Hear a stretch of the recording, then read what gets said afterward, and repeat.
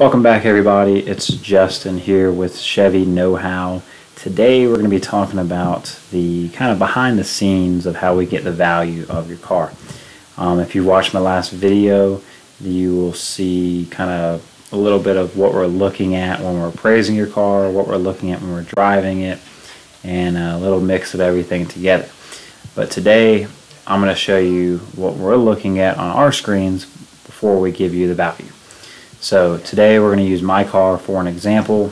I have a 2020 Chevrolet Bolt EV. I've already computed the VIN into the system to kind of get us started, and I'm going to just walk us through how I would go about getting you a value if this was your vehicle. So starting off, I'm going to put your information in the system.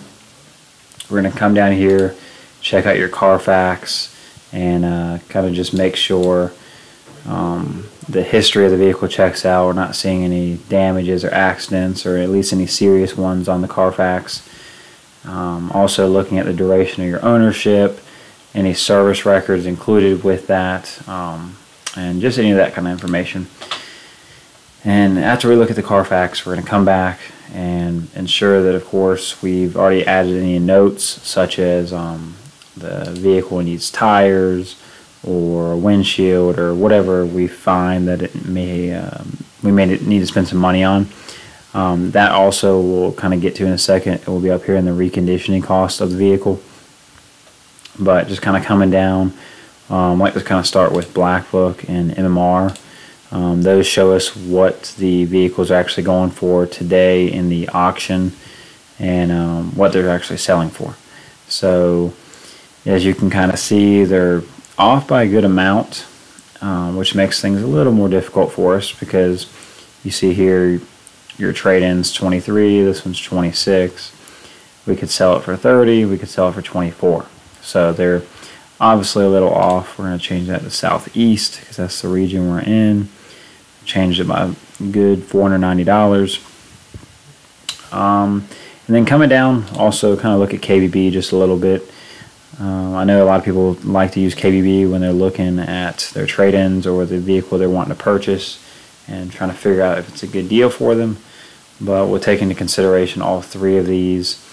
Going forward, we like to look in the auction and actually see what these vehicles are going for right now.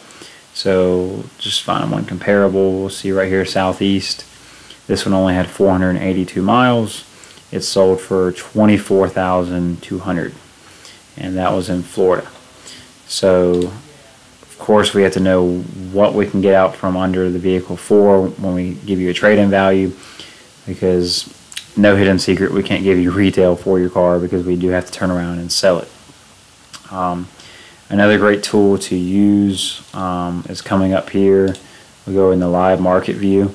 So right now we can see, if we click on 7, that'll show us any 2020 Bolt EVs, LT trims that are currently listed at dealerships. So we can see all these dealerships and what they are listed for. This just tells us the internet price of what they have them listed for.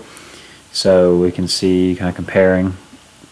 Mine has 10,000 miles and this one has 7,000 miles. So mine has 3,000 more miles than any other out there for a 2020 model.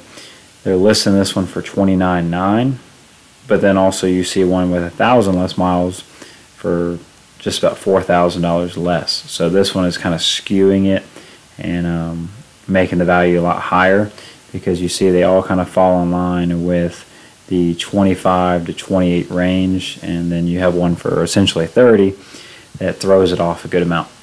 So we also take into consideration that as well. What are they listing for in the market? And to take us back up here, mine's a 2020, so I'm not going to need tires, and my windshield's good. I don't have any severe issues with paint or nothing. I might have a scratch or two here and there. But other than that, all it's really going to cost us is a good average to use is $300, because that covers our inspection, detail for the lot, and all that kind of stuff that you don't see. So I'll leave it at $300 for this vehicle. Keep our profit about $1,200. That gives us a decent amount of room to, of course, hopefully make some money, but also present it as a good deal. So for this situation, we're going to say $23,000 is what I would offer myself for a trade-in. This right here will tell us how that's ranked. So of course you see I go to, we'll do 24. 24 pushes me up to, I'm ranked the 4th best price out of 8 of them in the market. And then of course the higher I go, the higher this number will jump. So ultimately you want to have a good number here, because if I went up to, let's say 26, now I'm 6. So I go red, and unfortunately that means that if we bought this vehicle for 26, wanted to make $1,200 with it, then we would be ranked 6 out of 8 of them out there currently. So you be the judge of that one. If you were buying a used vehicle, most of the time you're shopping for a great deal. So if I'm ranked 6th and the other competitors rank like 1st or 2nd, a lot of times you're going to go straight to them. So we have to take into consideration that. But for this one, 23 is, I think, a good number on it.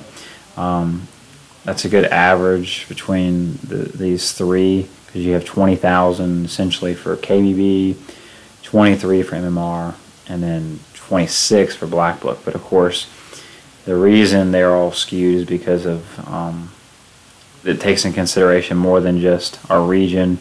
It goes across the whole country, and also goes off of what they have them listed for. So we have this person listing theirs for $30,000. That's going to push the values higher and kind of skew the numbers just a little bit.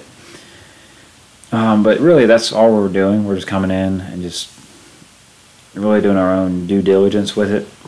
Kind of fiddling around with some numbers and making sure that whatever we offer you, we're not going to be way too high in the market, or just no one's going to want to come look at it because if we put too much money into something.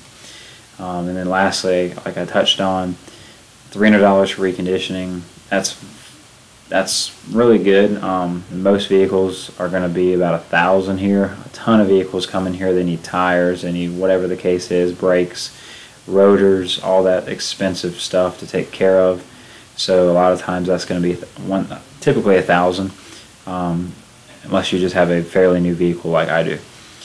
So, but yeah, so that's really everything we do behind the scenes on our end on the computer. And I hope this kind of gave you a better look into things, and gave you a better outlook on how we do things. So again, I'm Justin with Chevy Know How, and I will see y'all in the next one.